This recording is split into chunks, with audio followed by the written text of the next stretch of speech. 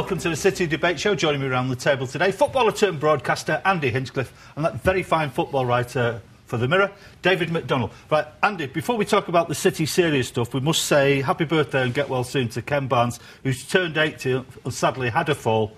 And he's in a hospital with a broken leg, but a true City legend. Oh, Ken. He's a fabulous guy. Had a lot to do with me starting off in football. I came to Man City because of Ken Barnes. It's just terrible news, a surprise party, and it's had to be put on hold. But yeah, we wish him well and hope he's back on his feet soon. Now, Manchester City never out of the news, however obliquely. Your former manager at Everton played for City, managed City, Joe Royle, suddenly back at Oldham. What do you make of that? Yeah, I'm really pleased. He's been out of the game for a few years. He's a fantastic football man. He was wonderful for me at Everton, personally, and for Everton Football Club. He won the FA Cup, did very well in the league. He's a lovely guy, but he's tougher than maybe a lot of people think about. And there was an arm around the shoulder. There was a few kicks up the backside as well for me and for a lot of other players. And I think he'll do a cracking job. I think it's a good appointment. Are you a Joe Royle fan, David? Indeed, yeah. I mean, obviously, in a great spell at City. I mean, my only concern, as Andy said, he's been out of the game for a few years. I think Ipswich was the last job. But with someone with Joe's experience and his motivational qualities, I'm sure he'll do a fantastic job at Oldham. And they're only a point, as we said, off the playoff places. Yeah. So, I mean, it's, I think it's a good appointment, yeah. Right, now to the serious stuff. City at Chelsea. They did their best, but their best was way short of what's needed to beat or even take a point off a very, very good football team. Chelsea, they're possibly back in the Premier League title race. They're chasing the Champions League and the FA Cup. They're a very good side. Look at their bench. That tells you everything about how strong Chelsea are. 7 internationals on the bench. Essien back in the team, Carvalho back in.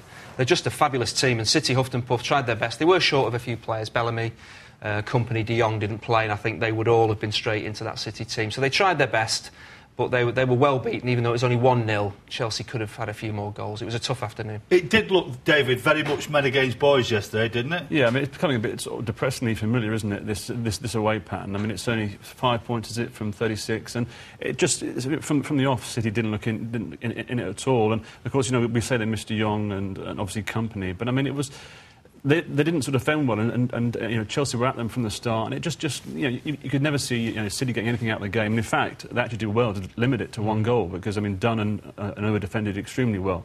But it was just a familiar scenario, really. There were actually better performances against Chelsea than, say, against Portsmouth and West Ham. That worries me more when we lose to teams like Portsmouth and West Ham. When you go to Chelsea, I think you kind of know what you're in for, and we tried our very best. If it had played like that against Portsmouth and West Ham, we might have got something more out of those games. But Chelsea's always tough.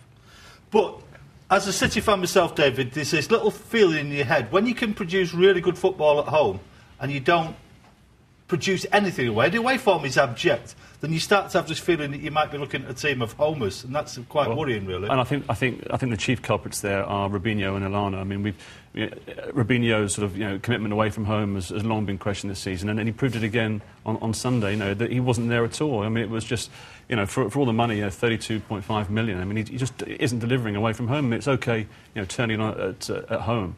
But you've got to be able to produce it week in, week out, and he just didn't look interested at all. And the Chelsea fans, were shouting, "What a waste of money!" I mean, looks like they had a pretty lucky escape, with him coming to City. But I mean, Mark Hughes has got obviously, there's talk of kind of dressing room unrest with Elano and Robinho, and that's a major problem he's got to address between now and the end of the season. Now, since David has chosen to address the elephant in the room.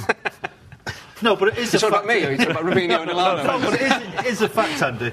Yes, you go to Chelsea. You're not expecting to get too much, but you make it hard for yourself if a couple of the players don't actually get off the bus. Yeah, and if you look at the teams that have gone to Stamford Bridge and picked up draws, Hull, West Ham, Newcastle, all went to Stamford Bridge. Maybe Chelsea didn't play so well on that day, but I'm sure those teams worked very, very hard to get results.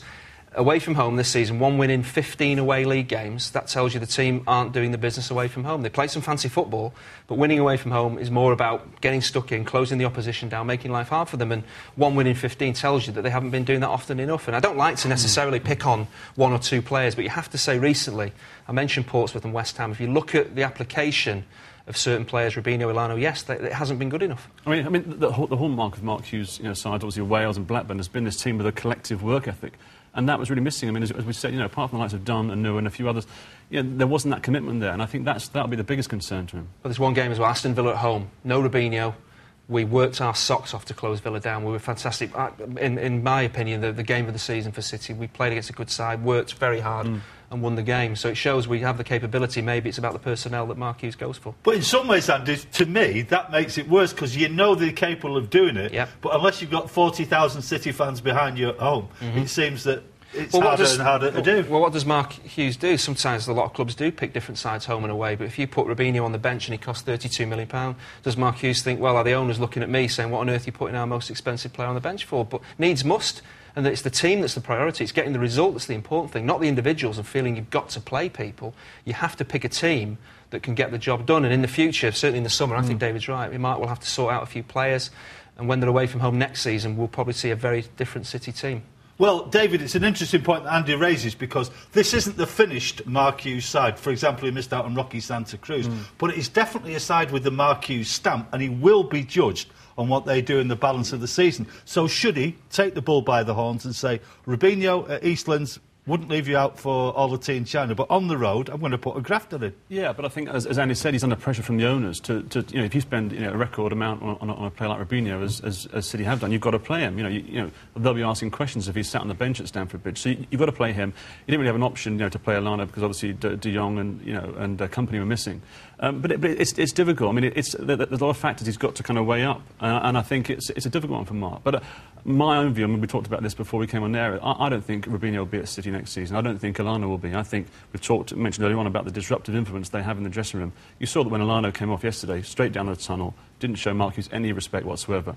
And I think Mark has got to sort of pay lip service and publicly come out and back Robinho, back Alana. But I think behind the scenes, I think we'll see some major changes in the summer. Would you be surprised to see them up the road in the summer, Andy? I wouldn't be surprised, and I don't think I'd probably miss them too much, because you imagine what the future's going to be, hopefully, for this club, with the owners, what they want to spend, the kind of players they want to bring in, what Mark Hughes wants to achieve. I wouldn't be surprised in anything that happens. You can see by his signings the type of players Mark wants to bring in. Craig Bellamy, De Jong, company, Zabaleta, Shea Given, Wayne Bridge, all solid, dependable, reliable players. And Robinho and Ilano don't really fit into that system. Yes, they're talented players, but they're not as reliable, I think, that Mark Hughes wants them to be. So, yeah, in the summer I'd be amazed if come August Robinho and Ilano are still in that City squad.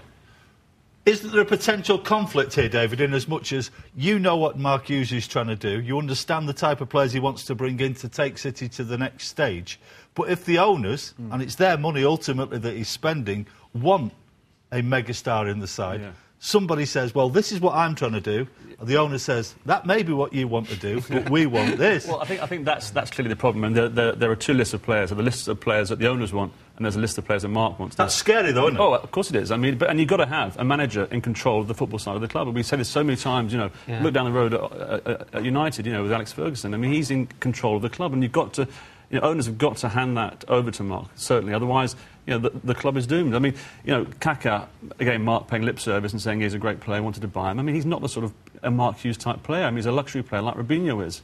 And I think until that's resolved, in terms of who's in control of the transfer policy, who's in control of who's coming, you're going to get this kind of conflict of interest. You talk about the problems. I think part of the reason that Sven left was that Taksim was getting involved in the players that he was telling Sven that we need to buy. And Sven was saying, no, let me do that. I'll tell you who we need to buy. If you want to provide the money, say yes or no to the players that I want to sign. And Mark Hughes and Sheikh Mansour have got to be, in the consensus has got to be there. They've got to understand, let Mark Hughes do his job, supply the money for the players that he wants. You can't just give him players and say, stick Robinho in your team. Because that's what happened at Chelsea with Mourinho, with Shevchenko and Ballack. It doesn't work. Surely the manager has to have the faith of the owner, and he has to be allowed to do his job. I mean, we had that farcical situation towards the end of Sven's reign here, short-lived reign, where he didn't really know about the meeting between Ronaldinho's agent and the City hierarchy. I mean, that can't be allowed to happen. It can't. In fairness, though, Andy, in terms of public utterances, the owners have said, we back Mark Hughes and we trust his judgment. It's just every now and again a story peeps over the parapet that says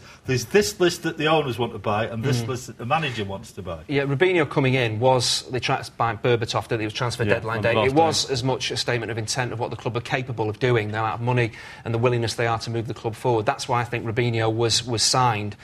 Mark Hughes probably didn't know too much about that, but when you're given a player like Robinho, you're going to take him, I suppose. But the longer it goes on, surely, if you've got all the money in the world to spend, you'd still look at world-class players that would still improve your team. You don't just buy them for the sake of their name. You don't just buy Kaká because he's Kaká. You have to buy the best central midfield player or attacking midfield player in the world if you can afford him. And I'm sure that's what Mark's saying. If we want players, I want to pick the areas we need them in. We get the very best that we can in certain areas, but don't just supply players that I feel obliged to play. Right, so let's, as Billie Jean King said, let's stay in the now. He's got 4 away games: United, Arsenal, Spurs and Everton. Now, I don't know about you, I don't want to sound unduly pessimistic, David. That does not look like a point fest waiting to whack you around the head, that, was it? I mean, you can see City feasibly losing all their, 4 remaining away games and winning all 5 at home. I mean, it looks like they've done enough to stay up. I mean, 35 points. I think 29 is the kind of relegation zone. So they've got that buffer zone there. But, I mean, you can't see them getting any points on the road at those because they're 4 tough places to go to. But what you would like to see, even if you don't get too many points, is a real committed, concerted effort to doing your best, even if your best doesn't quite come up to scratch. If you haven't got, as we saw in that Chelsea game, you haven't got the ability to live with the opposition, what do? You don't just say, right, we throw our hands up, we can't play against you, you can score as many as you want. You don't. You apply yourself and you work hard and you try and stop the opposition doing what they want to do. Normally in games against lesser opposition, like we saw when they played Aston Villa, if you do that, you can cause them a lot of problems and possibly pick up points. So if they work hard on the road, go to Everton, and you have to go to Old Trafford and work really tirelessly, you have half a chance because we do have the ability. I just wonder whether Mark Hughes might tinker with his team towards the end of the season, leave Robinho out, leave Ilano out, as Company de Jong come back. I think we'll have a more of a physical side there, and that's what we certainly need on the road. I mean they've shown glimpses of that ability to kind of grind out results at Anfield, and of course, coming back from 2-0 down at Blackburn, which are 2, extremely difficult places to go to. And as Andy said, you've got to have that commitment and that graft. And I think, if you haven't got that from the likes of Robinho and Ilano, it's an unfair burden on the rest of the team. This is David McDonnell from the Mirror. This is Andy Hinchcliffe, formerly of Manchester City, now a broadcaster of some eminence. This is the City Debate Show. We'll see you in 2.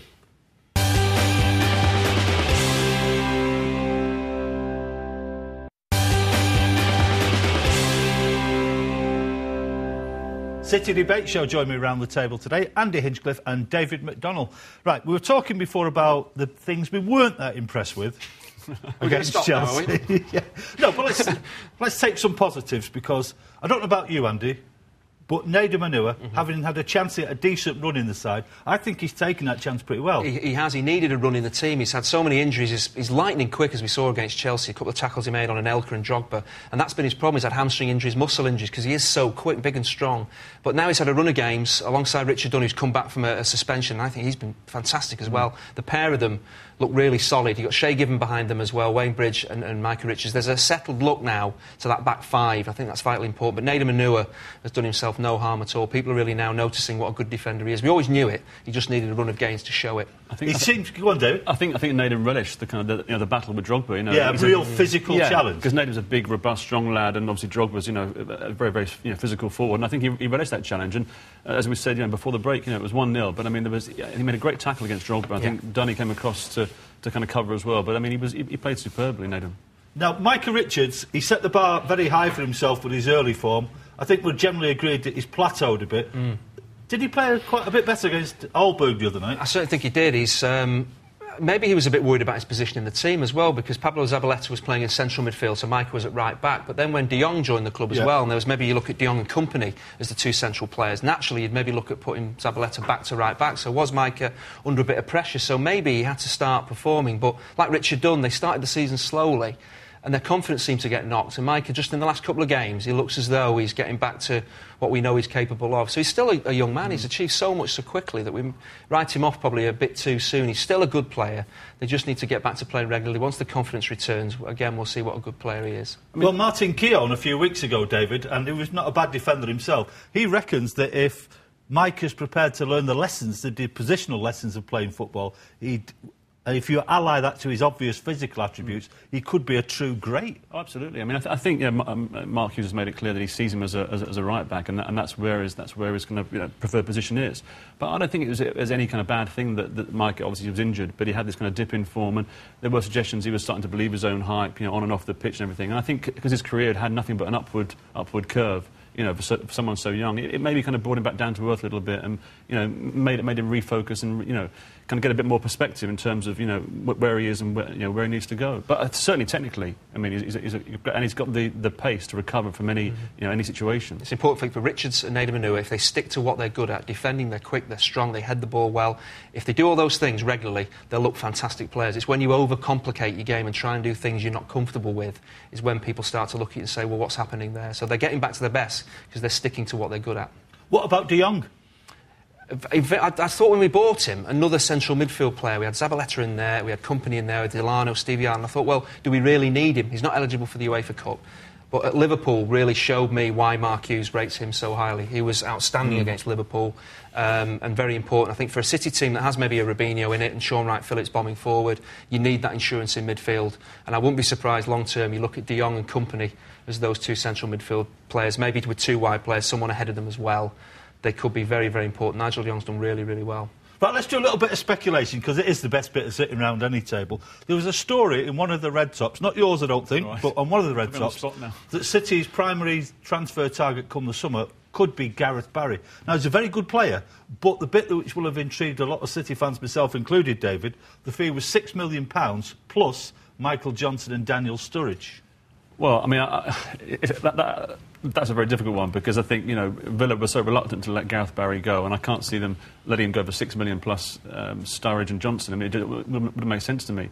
And I don't think Barry's the kind of player that City need at this stage. We've got De Jong, you've got Company, you've got enough kind of players of that ilk in the middle. So, I mean, I'm not sure whose story that was, but I think it might be somewhat wide of the mark. I was presuming that Gareth Barry said that if Villa don't get Champions League football, he wanted to leave for Champions League football. Why would he leave for Man City? So we're putting that down as a bit of kite flying. Well, but you look at Johnson, he's been injured all season, so would Villa want a player who's been injured all season? I know there's problems with Sturridge's contract, he's injured as well. So it doesn't seem really that much base, right. And on any score, it doesn't look quite right, that. But the one that you would give a bit of credence to, Joe Hart. He's had a taste of the first team, he's got a first England cap, suddenly he's got Shay Given blocking his route to the first team, being linked with a possible move to Villa. Well, that's that. Yeah, I mean, Joe, he's did exceptionally well for the first half of the season, and then, of course, Mark wanted to bring in someone with more experience in Shay. And you can understand Joe. He's at a stage of his career now. What is he, 23? I think he's 22, 23. I mean, he wants to be playing regular first-team football. He has to be playing regular first-team football. And, of course, the progress he's made has been kind of, stunted now by the fact that he can't play. So I wouldn't be surprised. I mean, obviously Mark will do everything he can to keep him, because he's obviously a fantastic prospect for the future. And of course Shay's not going to be playing on for 4 or 5 more years or so. But I think it looks likely that Joe will want to move on, certainly. Because it is the situation, Andy. He's not just some kid who's had 1 or 2 first-team games. That genie is well and truly out of the bottle, isn't it? Joe, I've always sung the praise of Joe Hart. I think he is a fabulous goalkeeper, yes, for the future, but also now. I can't remember many mistakes he's made playing for City, and I can see why Mark Hughes has brought Shay Given in. Joe will learn an awful lot from him out on the training field, but young players need to play first-team games. They need the experience of playing games, and I don't see what the benefit is of Joe Hart sitting on the bench. And if we were to lose a young goalkeeper, a talented keeper like that to anybody else in the Premier League, I think it would be absolutely crazy. And if Villa want him, and they're up in the top 4 or 5, you can see what a quality goalkeeper is. So Mark Hughes has got a bit of a problem there, but he's plump for Shay as his number 1. It's going to cause problems, I think, down the line. And as difficult as it has been for Joe to accept, being demoted, I mean, you can't argue with, Mark's decision to bring in Shay Given. I mean, he's been a revelation, hasn't he? I mean, he's fabulous, fantastic keeper. Right, I want you to solve a conundrum for me. All the English clubs in the Premier League fight all season to qualify for Europe, and then they can't wait to get out again because it's too demanding. Are you in agreement with Mark Hughes, who's obviously set his cap at the UEFA Cup now? We look at City's season. We went out of the League Cup, the FA Cup so cheaply. The UEFA Cup is giving City fans some excitement towards the end of the season. If we finish mid-table in the Premier League, we're probably going to be hard-pressed to finish in the top 7 or 8 with our away games we've got coming up. You can't see us getting the points. We have to go full tilt at winning the UEFA Cup. And if you look at some of the sides that are still left in the competition, City have been now installed as favourites. Yeah. And we struggled to get past Midtjylland in the first round. So you think, well, that's how quickly things can change. And people now expect City to do very well. And so do I. If we get past Aalborg and get a good draw, we're in with a very good chance of getting to the final of that competition. And I think the difference between City and teams like Spurs and Villa, who played obviously severely weakened teams, is that City aren't really playing for anything in the Premier League. The mid-table, whereas Tottenham are fighting for survival, Villa are going for the Champions League. City can afford to kind of play their strongest team in the UEFA Cup because they're not going to get relegated on 35 points. They're in that kind of no-man's land at the moment.